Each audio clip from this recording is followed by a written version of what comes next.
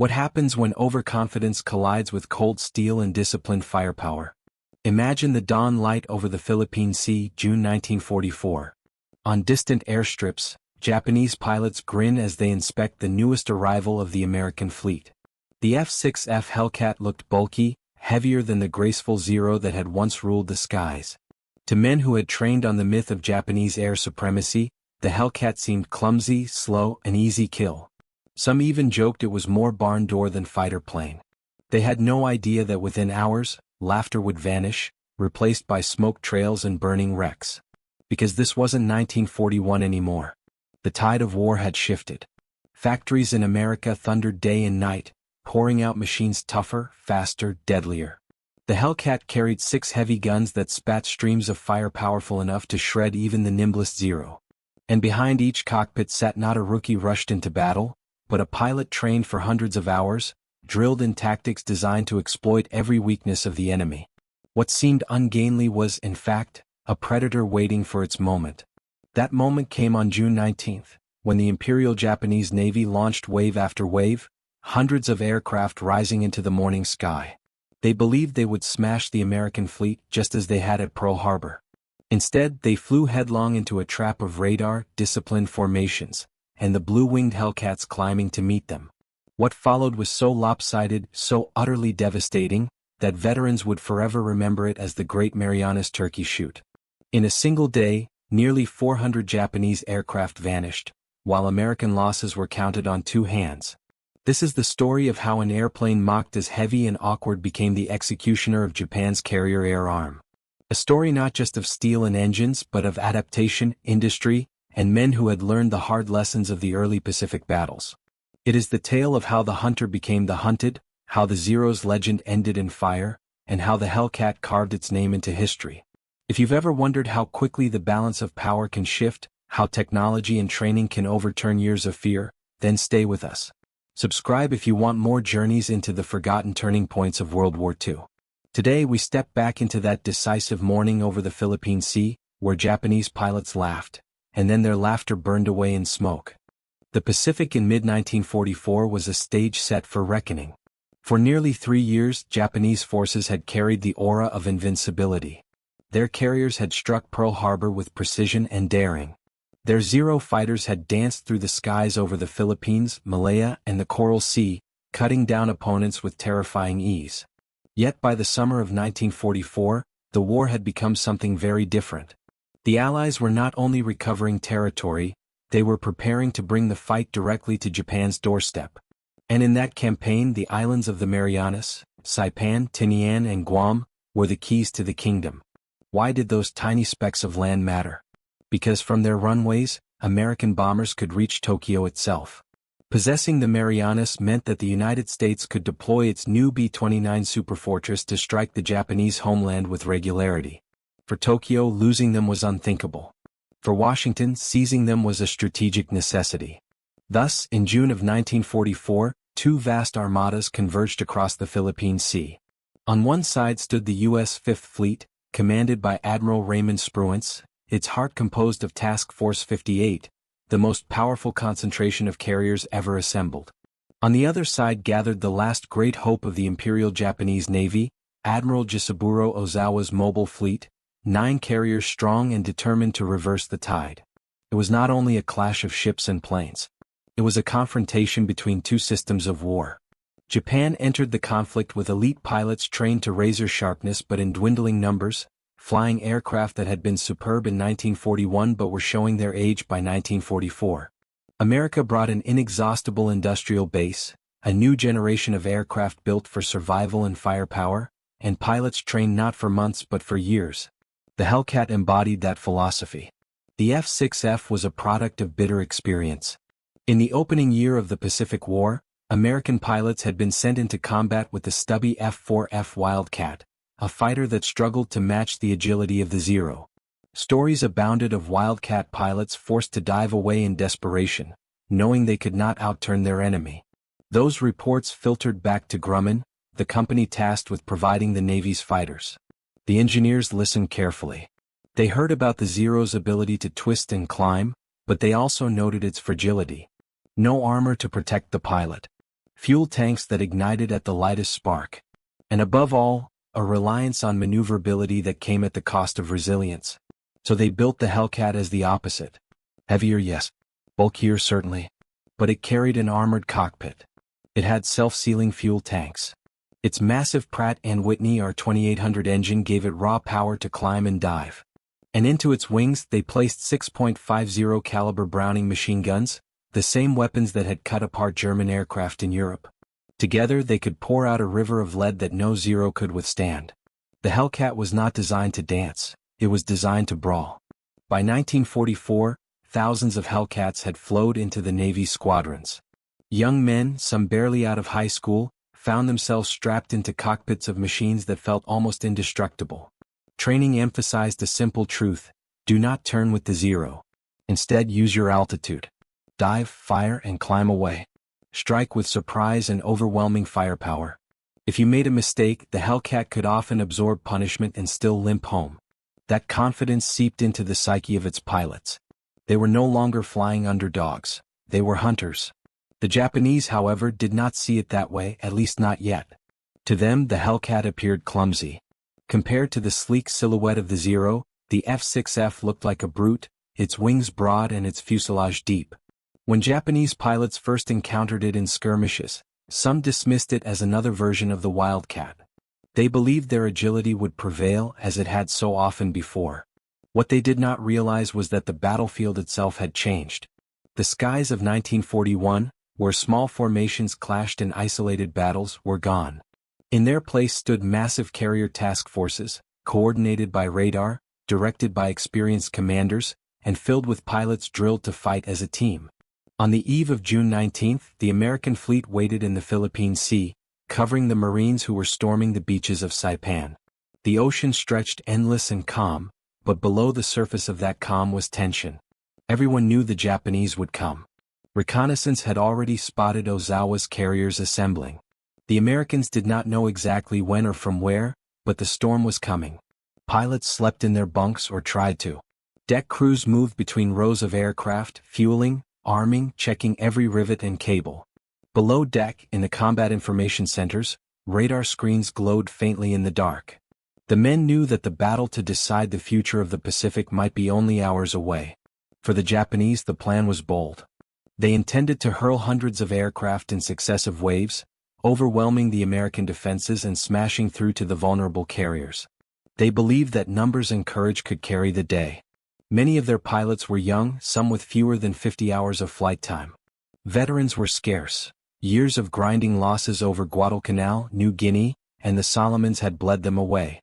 Yet the Imperial Navy had no choice. Without victory, the Marianas would fall, and with them Japan's outer shield. Thus, as the first light crept across the horizon on June 19, the stage was set. On one side, an American fleet armed with radar, discipline, and the Hellcat. On the other, a Japanese force clinging to the legend of the Zero, determined to prove that the spirit of Pearl Harbor still burned. Few yet knew it, but by the end of that day the legend would be broken forever. The morning of June 19 dawned with a strange quiet across the Philippine Sea. The sky was pale with the first light, the sea like glass, and for a fleeting moment it seemed as though the world itself was holding its breath. Aboard the carriers of Task Force 58, engines rumbled as mechanics brought the Hellcats to life. The smell of aviation fuel and salt air mixed together, a sharp reminder that the stillness would not last. Pilots moved with the ritual calm of men who knew what was coming, tightening straps, checking sidearms, pulling gloves tight. At the same time, hundreds of miles to the west, Japanese carriers launched their first strike. Decks thudded beneath the weight of bombers and fighters roaring into the air. Zeros escorted formations of dive bombers and torpedo planes, their red suns glinting on silver wings. Ozawa's plan called for a massive opening blow, for successive waves meant to hammer the American fleet until its defenses collapsed. For those young Japanese pilots, many barely trained, this was their moment to prove themselves worthy of the Zero's legend.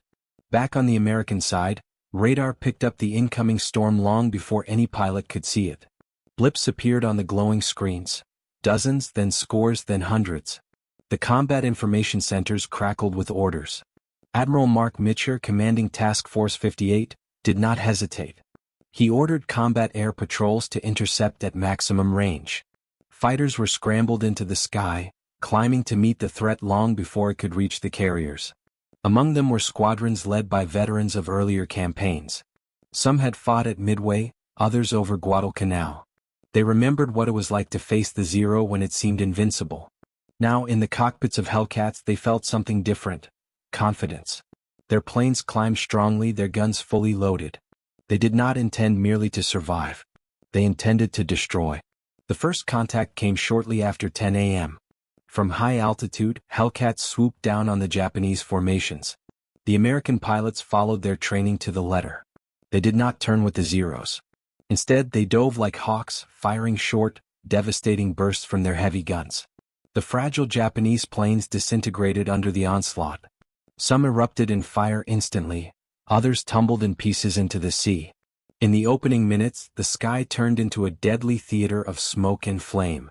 For the Japanese pilots, the experience was disorienting. Many had been taught that the Zero could outmaneuver anything in the sky, that skill and bravery would always prevail. But in these massive battles, with radar guiding the enemy and Hellcats attacking from above, agility alone meant little. Even experienced Zero pilots found themselves overwhelmed by the speed and firepower of the American planes. One mistake, one glance in the wrong direction, and a burst of .50 caliber slugs would rip through their aircraft. Meanwhile, the bombers that survived the initial interception pressed on toward the fleet.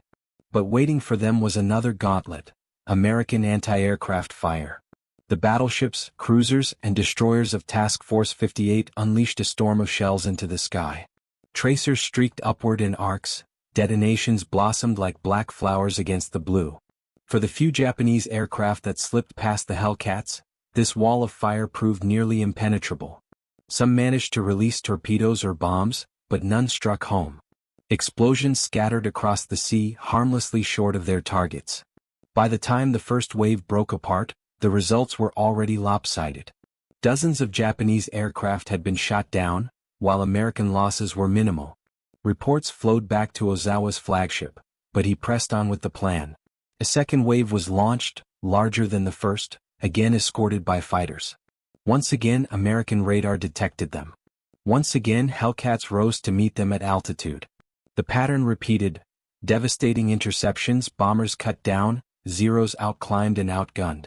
Inside the cockpits of the Hellcats, young American pilots experienced something new: the sense of complete dominance.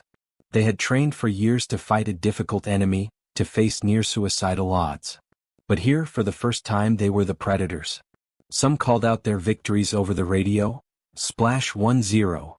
Their voices filled with disbelief as much as triumph. Others simply flew on, stunned by the ease with which their heavy fighters tore through the enemy. By midday the second wave had collapsed just as badly as the first. Few Japanese planes reached the fleet, and none inflicted serious damage. The Americans, by contrast, had barely been scratched. The kill tallies mounted rapidly. Some squadrons claimed a dozen victories in a single sortie. One pilot returned to his carrier having shot down 5 aircraft in less than half an hour. And still Ozawa launched more. The third wave rose into the sky around noon, composed of younger pilots than before, many barely able to hold formation. They flew obsolete or lightly armed aircraft pressed into service because the carriers had no better replacements. Against Hellcats they had no chance. By the time the Americans fell upon them, the result was not a battle but a massacre. Planes scattered in panic, some pilots even abandoning their missions in terror. To American eyes it looked like target practice. To Japanese commanders, it was a catastrophe unfolding in slow motion. The fourth and final wave, sent in the early afternoon, was even weaker. About 50 aircraft, many of them training models and outdated designs, clawed into the sky with pilots who had never before seen combat. Few made it anywhere near the American fleet. They were slaughtered by roving Hellcat squadrons before they could even form a coherent attack. By late afternoon, silence returned to the skies. In that silence lay the truth: Japan's naval aviation had been gutted. Nearly 400 aircraft had been destroyed in a single day, along with hundreds of irreplaceable pilots. The Americans had lost fewer than 30 planes. The scale of the victory was staggering. Pilots and sailors alike knew they had witnessed not just a battle but a turning point. The era of the Zero was over. The Hellcat had claimed the sky. The Japanese Navy had gambled everything on June 19, 1944. What unfolded was not only a defeat in numbers but a collapse in morale. For the pilots of the Imperial Navy, the experience was like flying into a storm they could neither see nor understand. Many of them were young men who had grown up on tales of the Zero's invincibility. They had heard about Pearl Harbor, the sweeping victories in the South Pacific, the duels where a single Zero could chase down multiple American planes. But the skies over the Philippine Sea were no longer the skies of 1941. The first-hand accounts from Japanese survivors reveal confusion. Some spoke of diving toward what they believed were exposed American carriers, only to find themselves intercepted by Hellcats descending from above like thunderbolts. Others recalled seeing their comrades' planes explode before a single shot could be fired in return. The formations, carefully rehearsed, disintegrated under the sudden ferocity of the American response. Radio chatter dissolved into screams and static. In the words of one Japanese pilot who survived, it felt like flying into the mouth of a dragon.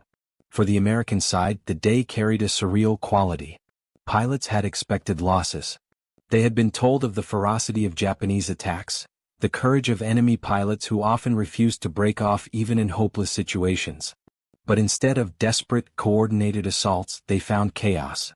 The Hellcat squadrons slashed through the incoming formations with disciplined teamwork. One flight of 4 would dive and attack, then climb out, while another followed behind to finish stragglers. The thick armor of their aircraft gave them the confidence to press attacks head-on, knowing they could take hits and keep fighting. Take for example the combat reported by Lieutenant Alex Vrashu of VF-16. Flying from the USS Lexington, he encountered a group of Japanese dive bombers heading toward the fleet. In less than 8 minutes, Vrashu shot down 6 of them, weaving through return fire, his guns chattering bursts of destruction. When he landed, his ammunition was nearly gone, but his Hellcat bore only superficial scars.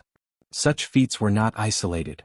Throughout the day, pilots racked up tallies that seemed unbelievable even to their comrades. Below, aboard the American carriers, sailors cheered each time a flaming Zero or bomber plunged into the sea. Anti-aircraft crews, already exhausted from firing thousands of rounds, watched in amazement as the sky filled with burning wrecks. For them too, the difference from earlier years was staggering. In 1942, Japanese raids had been terrifying. Bombs had smashed through decks at Coral Sea and Midway. Torpedoes had crippled carriers, sending giants like the Lexington to the bottom. Now in 1944, the same threat seemed impotent. The carriers sailed untouched, their flight decks clear, their aircraft returning in triumph. Yet for the Japanese, every loss carried weight far beyond the number on a chart. Their training system, once capable of producing elite aviators with thousands of hours of experience, had been gutted by the demands of war. Where the Americans rotated pilots out of combat to train the next generation, the Japanese kept their best men at the front until they were killed. By 1944, most of those veterans were gone. In their place flew hastily trained boys, some barely able to master carrier landings. Against American pilots with hundreds of hours of disciplined training, they stood little chance. The imbalance was not only in skill. Technology itself had tilted. The Zero's light frame, so deadly at the start of the war, was now its curse. Without armor or self-sealing tanks, even a single burst from a Hellcat could rip it apart. In contrast, Hellcats often returned home riddled with holes, their engines coughing, yet still able to land safely. Pilots joked that the plane could fly, with half a wing missing.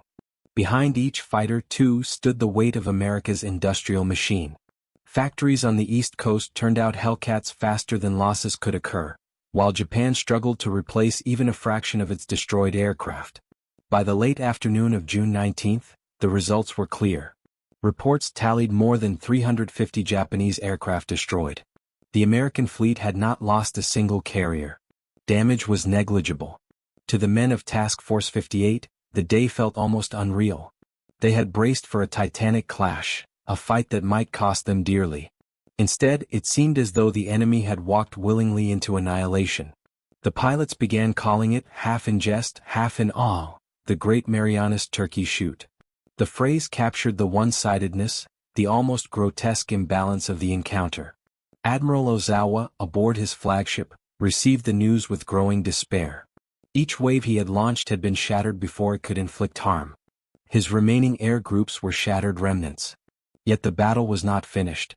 The Americans had blunted his attack, but Spruance's fleet still had to consider its next move. Should they pursue, risk a night surface action against Japanese battleships, or hold their ground to protect the invasion of Saipan? Decisions made in those tense hours would shape the rest of the campaign. As night fell over the Philippine Sea, the contrast between the two fleets could not have been starker. On American carriers, pilots ate hurried meals, recounting their kills with wide eyes, still hardly believing the scale of their success. Mechanics patched bullet holes and prepared for the next day. On Japanese carriers, the flight decks were eerily quiet. Few planes returned. Officers struggled to keep morale from collapsing entirely. For the men who had once laughed at the Hellcat, there was little laughter left. The day had proven more than just the superiority of one aircraft over another. It was proof that the tide of war had shifted irreversibly. The Imperial Japanese Navy had lost its last chance to contest the skies on equal terms. The Hellcat, mocked as clumsy, had become the symbol of American dominance. And yet, the battle was not over. June 20th would bring its own drama, as American commanders weighed whether to strike back at the fleeing Japanese fleet and finish the job. Dawn on June 20, 1944, broke over the Philippine Sea with a deceptive calm. The ocean stretched in endless shades of blue, the horizon softened by haze, the fleet of Task Force 58 gliding steadily forward. But beneath the surface calm lay urgency. Reports from the previous day confirmed the scale of Japanese losses. Nearly 400 aircraft had been destroyed, their veteran pilots gone, their formations shattered. Yet Admiral Spruance knew that the enemy's carriers still floated somewhere to the west. To crush them entirely could shorten the war in the Pacific. To miss the chance might leave them dangerous for months to come. Debate raged among the American commanders. Admiral Raymond Spruance, commanding the Fifth Fleet, was by nature cautious. His priority was the invasion of Saipan, already underway. To overextend the fleet in pursuit of Ozawa's battered carriers risked drawing them into a night surface battle, exactly the kind of fight the Japanese Navy still hoped for. In contrast, Admiral Mark Mitcher, commanding Task Force 58, favored aggression. He saw the chance to eliminate the last great Japanese carrier force in one stroke. "We have them on the run," he argued. "Let's finish it." Through the morning hours, scouts scoured the seas. American carrier aircraft fanned out in long search arcs, eyes straining for the telltale wakes of a retreating fleet. The sun climbed high, the air grew heavy with tropical heat, and still nothing. Frustration mounted. The enemy was somewhere out there, but where? Then, shortly after 3 p.m., reports began to filter in. A Japanese carrier group had been sighted, hundreds of miles west of the American fleet. The distance was daunting, more than 300 miles, but within the extreme range of the Hellcats, Avengers and Helldivers if fuel was managed carefully. Mitcher made his decision. He would launch a massive strike even knowing the risks. At such distance, many planes might not have enough fuel to return. Nightfall would compound the danger. But if they succeeded, the payoff would be extraordinary. As crews rushed to arm and fuel the aircraft, the decks of Task Force 58 roared to life once again. Pilots strapped into cockpits, sweat dripping in the late afternoon sun, their minds fixed on the prospect of striking the enemy carriers at last. By 4 p.m., wave after wave lifted into the sky. More than 200 planes thundered westward, Avengers loaded with torpedoes, Helldivers bristling with bombs, and Hellcats providing escort. The formation stretched across miles of open sky, a dark cloud racing against the dying light. They knew the margin was razor thin. There would be little time to linger over targets. Every minute spent in combat would eat into the fuel needed to get home. Yet the prospect of striking the enemy's heart outweighed hesitation. As the Japanese fleet came into view, the American pilots saw a scattered force struggling to maintain order. Ozawa had regrouped what carriers he could, but with so few planes left, the decks were almost bare. Anti-aircraft gunners stood ready, but the air cover was pitifully thin. When the Americans dove, they found only token resistance. Bombs crashed through flight decks, explosions ripped across hangars, and great plumes of smoke rose into the evening sky. One carrier, the Hayo, was struck repeatedly, her fuel stores igniting in a massive fireball.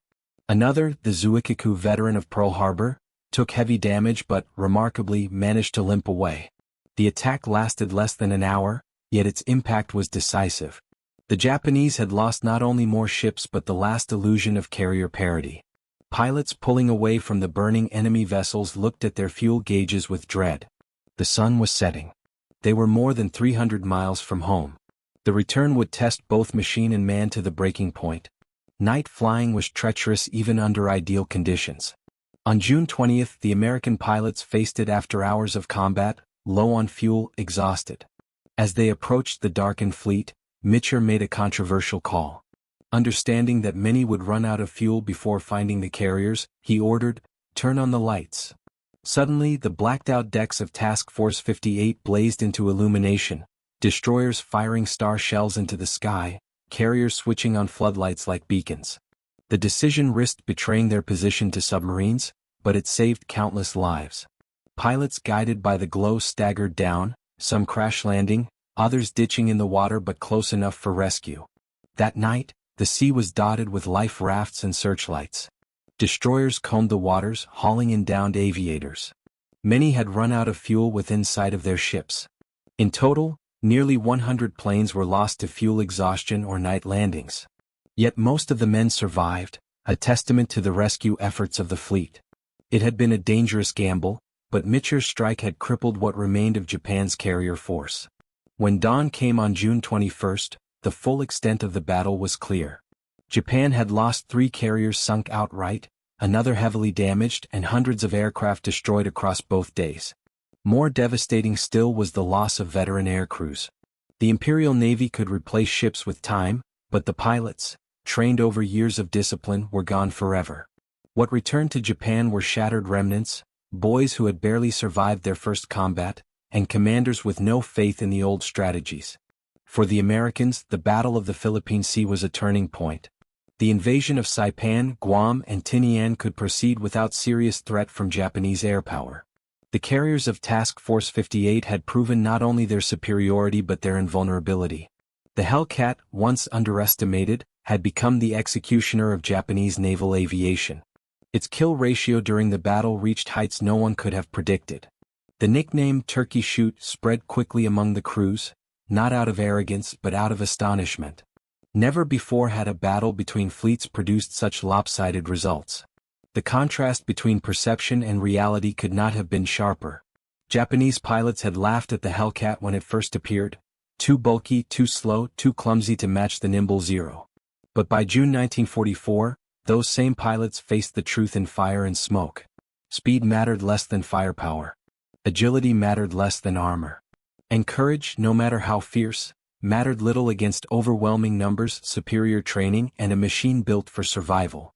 The Philippine Sea lay quiet on the morning of June 22, 1944. Wreckage drifted in long oil-streaked patches, the air heavy with the sour stench of fuel and scorched metal. American destroyers still moved methodically across the waters, scooping up exhausted pilots who had ditched the night before. For the men of Task Force 58, the scale of victory was only beginning to sink in. They had faced the largest Japanese carrier strike force ever assembled since Midway, and they had broken it in just 2 days. Reports compiled in the following weeks stunned even the most seasoned commanders. Japanese losses amounted to nearly 500 aircraft across June 19 and 20, with 3 fleet carriers sunk, Shokaku, Hyo, and Taiho, and others heavily damaged. By contrast, American carrier losses in combat were under 50 aircraft. The numbers told only part of the story. What truly devastated the Imperial Navy was the annihilation of its experienced pilot corps. Men who had flown since the China War, who had survived Coral Sea and Santa Cruz, were gone. In their place remained a handful of frightened trainees and hastily promoted novices. The core of Japanese naval aviation had been gutted. Admiral Ozawa's retreat was both chaotic and symbolic. Once celebrated as the commander of a proud fleet, he now returned with little more than empty decks and shattered morale. The Japanese Navy, already strained by years of attrition, could not hope to rebuild quickly. Unlike the United States, which produced thousands of aircraft monthly, Japan's industry limped under blockade and bombing. Where the Americans could train pilots for 300 flight hours before combat, Japanese trainees by mid-1944 received fewer than 100. The balance was no longer tilted, it was shattered. In Washington, news of the victory electrified both military planners and the public. Headlines called it the Great Marianas Turkey Shoot, a phrase that captured the almost unbelievable imbalance of the battle. To many Americans, it felt like payback for Pearl Harbor. To the men who fought, it was something deeper, a realization that the Pacific skies had finally shifted decisively in their favor. On the flight decks, pilots who had once feared the Zero now spoke of it with a mixture of respect and pity. Lieutenant Commander James Flatley, who had flown the Hellcat in its earliest days, put it plainly, the Zero was a fine weapon in 1941. But by 1944 it was a relic. Its pilots were brave, but bravery couldn't change physics. That sentiment echoed through the fleet. The Hellcat, derided by Japanese aviators as ungainly, had proven itself not only a match but a master. The transformation was rooted in more than technology. The Americans had learned from bitter experience. In 1942, Wildcats had been thrown against the Zero with little more than hope and improvisation. Tactics like the thatch weave were born out of desperation. By 1944, doctrine was codified, training standardized, and radar integrated into fleet defense. Every advantage the Zero once held had been countered. The Hellcat didn't need to outturn its enemy, it needed only to use its superior climb, dive, and durability to strike, withdraw, and strike again. Japanese accounts from the battle tell a haunting story. Pilots who survived spoke of diving into swarms of American fighters only to find themselves shredded in seconds. One young aviator, barely 19, later recalled, "We thought we would meet equal numbers. Instead, the sky was filled with Hellcats. There was no escape." The psychological shock was profound. For years, the Zero had carried an aura of invincibility. Now that aura was gone, burned away in plumes of black smoke. Strategically, the consequences were immediate. With the Japanese carrier force broken, the American invasion of Saipan proceeded with far less resistance from the air. Guam and Tinian followed. From these islands, long-range B-29 bombers could now strike directly at the Japanese home islands, something unthinkable just months before. The road to Tokyo had opened, paved by the wings of the Hellcat. Yet the victory was not celebrated lightly by the men who fought it.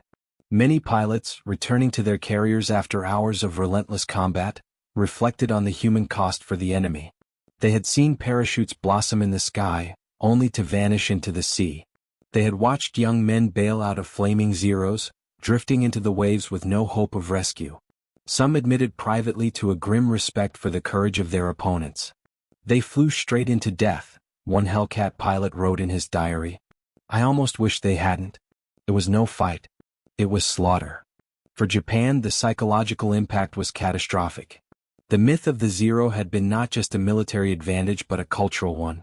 It embodied the spirit of the Imperial Navy, fast, fearless, superior. To see it shattered so decisively forced a reckoning. Morale in both the fleet and the homeland sagged. Confidence in ultimate victory evaporated. Even Emperor Hirohito, receiving the grim reports, is said to have remarked that the war's course had turned against Japan irreversibly. The Hellcat itself emerged from the battle as legend. Pilots praised its forgiving handling, its rugged armor, its sheer firepower. Many noted that even rookies could climb into a Hellcat and survive their first battles, something almost impossible with the fragile Zero. One aviator quipped, "You could teach a farm boy to fly the Hellcat in a week, and he'd live long enough to learn." Its reputation as a pilot's best friend only deepened in the aftermath of the Philippine Sea. By the summer of 1944, the F6F Hellcat had become more than just a fighter plane. It was a symbol. A symbol of industrial might that Japan could not match. A symbol of adaptation, of lessons learned from Pearl Harbor and Midway. And above all, a symbol of how quickly fortunes could reverse in war. The same skies that once belonged to the Zero now belonged to the Hellcat. The laughter of Japanese pilots had turned to silence, their once proud wings scattered across the sea. The aftermath of the Philippine Sea did not merely silence the roar of Japanese carrier aviation, it redrew the map of the Pacific War. For the first time since Pearl Harbor, American commanders could look across the ocean and know that the enemy's carrier arm had been destroyed as a fighting force. Japan still had ships. It still had men. But the one element that had carried its empire outward, the striking power of its naval air wings, was gone. The Hellcat stood at the center of this transformation. On the decks of Saipan, As Marines pushed inland against dug-in Japanese defenders, pilots circled above in their F6Fs, strafing strongholds and bombing supply lines. On Tinian and Guam, the same pattern repeated. Air cover that once would have been contested was now absolute. Japanese ground forces, expecting relief from the skies, found none. Instead, the blue silhouettes of American fighters loomed overhead, day after day, their presence unchallenged. It was here that the Hellcat's versatility shone. Though designed as a fighter, it carried bombs and rockets with ease, transforming into a deadly strike aircraft against ground and sea targets. What the Wildcat had lacked in firepower, the Hellcat delivered in abundance. Pilots who had once strained simply to survive now became hunters, ranging freely, confident that no Zero could stop them. The balance of fear had flipped completely. This dominance carried a strategic weight far beyond individual dogfights. The Marianas Islands, secured under the watchful wings of the Hellcat, became launching grounds for the B-29 superfortresses. These giant bombers, with their vast range, could strike Tokyo, Osaka, and the industrial heart of Japan directly. Without air superiority, such operations would have been suicide. With it, they became inevitable. The Pacific was no longer a defensive shield for Japan, it was a highway for American power pushing westward. Meanwhile, the Imperial Navy struggled in vain to rebuild.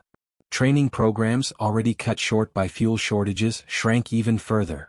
Where once pilots had been molded over years of rigorous drills, new recruits were now rushed through in mere months, some flying fewer than 100 hours before combat. Many had never practiced carrier landings before being sent into battle. The results were predictable and tragic. By late 1944, the skies over the Philippines and Formosa saw swarms of poorly trained aviators thrown against disciplined Hellcat squadrons. Few survived their first missions. For the Japanese leadership, desperation bred new strategies. The kamikaze concept, once unthinkable, began to take shape in the minds of planners who knew they could not match America's fighters plane for plane. If a Zero could no longer outfight a Hellcat, perhaps it could still destroy a carrier by sheer sacrifice. By October, this grim tactic would be unleashed in full force during the Battle of Leyte Gulf. Yet even then, the Hellcat remained a shield, intercepting attackers before they reached the fleet, thinning the numbers and saving countless lives. Among American pilots, the sense of transformation was palpable. Veterans who remembered the desperate days of 1942 felt as though they were fighting a different war entirely. Lieutenant Alex Vrashew, one of the Hellcat's leading aces, described it best after downing 6 enemy planes in a single mission. It felt like hunting more than fighting. We had the altitude, we had the firepower, and we had the numbers. They never stood a chance. His words echoed through briefing rooms and mess halls. The fear that once shadowed every takeoff had lifted. In its place was a confidence born not of arrogance, but of mastery. And yet, the men never forgot what was at stake. The Hellcat may have been forgiving, but war was still merciless. Mechanical failures, flak bursts, accidents on crowded flight decks. These could claim lives as easily as enemy bullets. Pilots joked about their planes, about turkey shoots, but in private letters home, many admitted to exhaustion, to the heavy weight of watching opponents fall in flames. One Hellcat pilot wrote, "I do not hate them, though they would kill me if they could. I only pity them now." Their fight was lost before it began. The strategic implications reached far beyond the Marianas. With the Zero's aura shattered, the Japanese home islands lay vulnerable. Planners in Washington and Pearl Harbor looked ahead to Iwo Jima and Okinawa, knowing these islands would be staging grounds for the final assault. In every projection, the Hellcat featured as the workhorse, the guardian, the blade that cut through resistance. By the end of 1944, it was no longer just another fighter. It was the backbone of American naval aviation, with kill counts and survivability that dwarfed every other design of the war. Even the Luftwaffe, far across the world in Europe, took note. Intelligence shared between theaters confirmed what German pilots had suspected when meeting American fighters over France. The era of fragile, nimble supremacy was over. Heavier, more robust designs like the Hellcat and the P-47 were rewriting the rules of air combat. Firepower, durability, and numbers were proving superior to agility and myth. In Japan, however, the reality was harder to accept. Propaganda still trumpeted the Zero's virtues, still painted it as a divine machine flown by warriors blessed with spirit. But the frontline pilots knew the truth. Letters recovered after the war speak in tones of despair and resignation.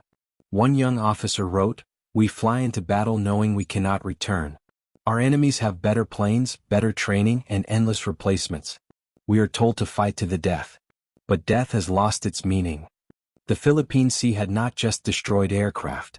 It had destroyed belief. Where once Japanese pilots had laughed at the Hellcat, mocking its bulk and doubting its strength, they now whispered of it as a death sentence.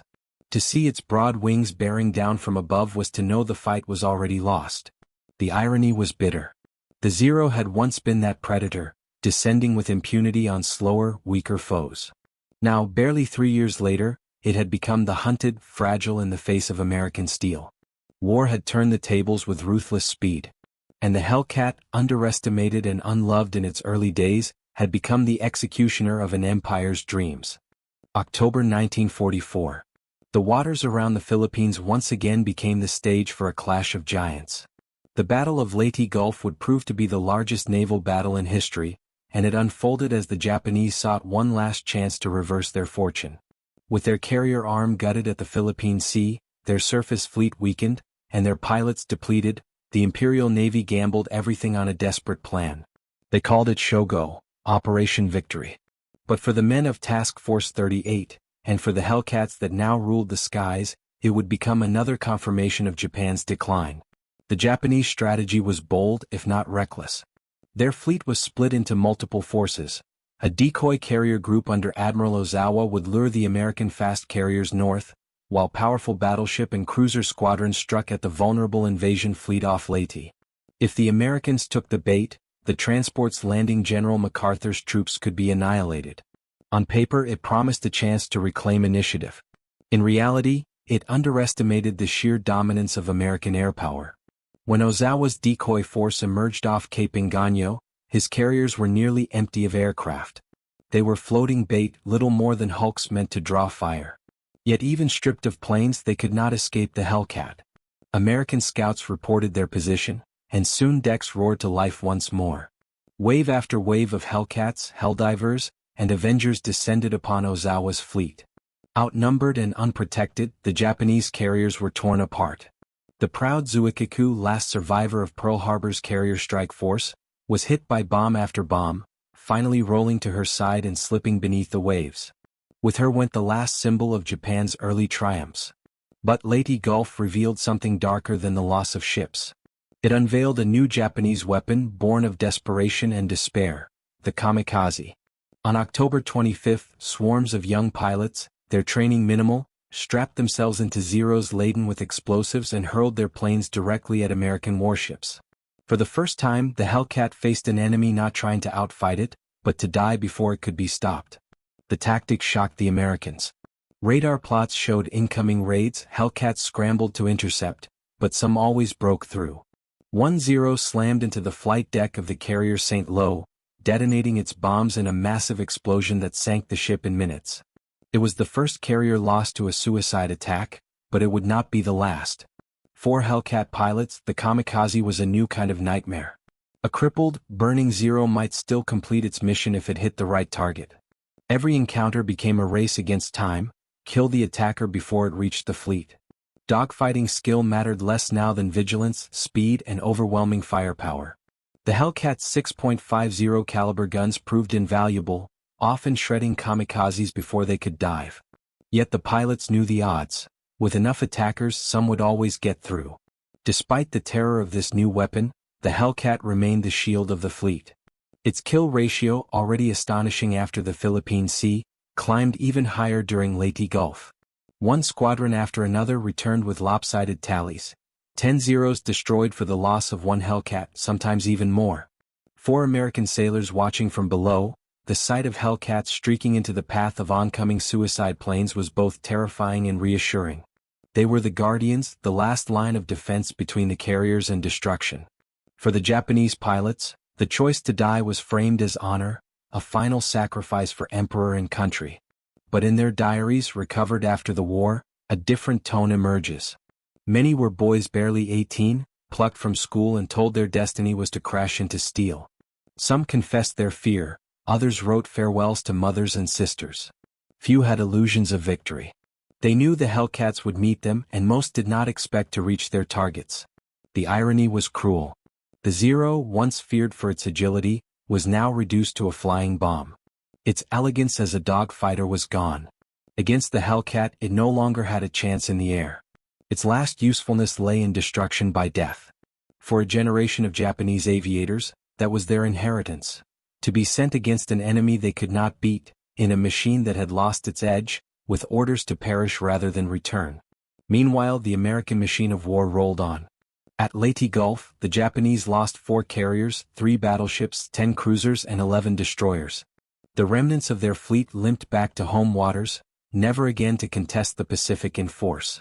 The kamikaze threat would persist, and it would exact a terrible toll in the months to come, but the outcome was already sealed. With the Hellcat standing guard, the American fleet had the skies. With the skies it had the seas. With the seas it had the islands. The noose around Japan tightened. For the men who flew the Hellcat, the battle was another confirmation of what they already knew. They owned the Pacific skies. Yet even as they tallied victories, they felt the strain. Endless missions, constant vigilance, the pressure of stopping kamikazes before they struck. It wore down even the strongest spirits. Still, the pilots pressed on day after day because they understood the stakes. The Battle of Leyte Gulf ended with Japanese naval power broken. But for the Hellcat, the work was not done. Ahead lay Iwo Jima, Okinawa, and the final descent toward Japan itself. The laughter of Japanese pilots at the ungainly American fighter was a memory now, long buried beneath the waves of the Philippine Sea. What replaced it was silence, broken only by the thunder of Hellcats climbing into the sky, relentless, unyielding until the war was finished. Winter 1945. The Pacific was shrinking rapidly. Island after island had fallen under the relentless advance of American forces. Yet the road ahead grew bloodier with each step. The next target was Iwo Jima, a speck of volcanic rock halfway between the Marianas and Japan. Its value lay in its airfields, perfect stepping stones for B-29 bombers that were now pounding the Japanese homeland. For the men flying Hellcats, it was another chapter in the same story, air dominance paving the way for invasion. On February 19, as Marines clawed their way ashore against entrenched defenders, the sky filled once again with the sound of American engines. Hellcats swooped low, their guns tearing through pillboxes and bunkers. Rockets streaked against hardened positions, and bombs shattered caves where defenders waited. The Japanese had prepared a defense of unimaginable ferocity, but what they lacked was relief from the skies. Every counterattack they mounted was spotted and crushed before it could gather strength. Above Iwo Jima, the Hellcat was not only a guardian of ships and troops, it was a hammer breaking resistance day after day. The struggle was brutal, lasting more than a month, and it foreshadowed something worse. As the battle for Iwo Jima dragged on, kamikaze struck again and again. Task Force 58 endured near constant attacks. Pilots scrambled at dawn, at midday, at dusk, intercepting wave after wave. Some suicide planes slipped through, crashing into carriers and destroyers, leaving flames and twisted steel. The reality sank in. Japan was prepared to defend every inch of its soil with blood. By April, the target was Okinawa, the largest amphibious assault of the Pacific War. Here the kamikaze reached its peak. More than 1,500 suicide planes would dive against the invasion fleet, in raids so large they seemed endless. For the Hellcat squadrons, it was the ultimate test. Day after day they rose to meet the attackers, often fighting until their ammunition was gone, sometimes even ramming opponents when no other choice remained. The statistics told the story: hundreds of kamikazes destroyed in the air, thousands of lives saved on the sea. Yet still the losses were heavy. Carriers like Bunker Hill burned for days after devastating hits. The fleet endured the cost, but the Hellcats made sure it survived. For Japanese pilots, Okinawa was the final descent. Training had collapsed entirely. Teenagers with barely 30 hours in the cockpit were sent to die in machines that could no longer compete. To them, the Hellcat was not just an opponent, it was an executioner. To American pilots, these missions felt less like combat and more like tragedy. One veteran recalled, "It was like watching lambs to the slaughter. Brave boys flying into certain death. We shot them down because we had to, but it was no victory." By the summer of 1945, the outcome was beyond doubt. Japan's fleet was shattered, its skies ruled by American aircraft, its cities burning under the weight of B-29 raids. The Hellcat, once laughed at by its enemies, had become the most lethal naval fighter of the war, credited with more than 5,000 kills. Its kill ratio exceeded 19-1, a statistic almost unheard of in aerial warfare. But beyond numbers, it carried meaning. It represented adaptation, resilience, and the sheer will of a nation that refused to be beaten again after the shock of 1941. And then in August the bombs fell on Hiroshima and Nagasaki. The war ended, not in the skies but in the blinding flash of atomic fire. Yet when peace came, it was men in Hellcats who had guarded the fleet through every peril, from the Marianas to Okinawa. The Hellcat had done its duty and more. The Zero, once feared and respected, had vanished into memory. Its legacy was bravery without victory, courage without hope. The Hellcat's legacy was something different. It was the proof that industry, training, and adaptation could overcome even the most dazzling early advantage of an opponent. It was a reminder that wars are not won by myths, but by machines and men who learn, endure, and improve. As the guns fell silent and the fleets returned home, thousands of Hellcats were retired, sold for scrap, or relegated to training. Yet among the pilots who flew them, the memory never faded. They remembered the cockpit's snug fit, the reassuring thrum of the engine, the way the heavy wings responded with steady strength. For many, it had been more than a plane, it had been a partner that brought them home when the odds were long. And today, when we look back at those years, the story still resonates. It reminds us how quickly arrogance can crumble, how myths can be broken, and how perseverance can turn the tide. Japanese pilots once laughed at the Hellcat. They saw only its bulk, its lack of grace, its apparent mediocrity. But history is not kind to those who underestimate their foes. In the end, it was the Hellcat that laughed last, not with mockery but with the thunder of victory.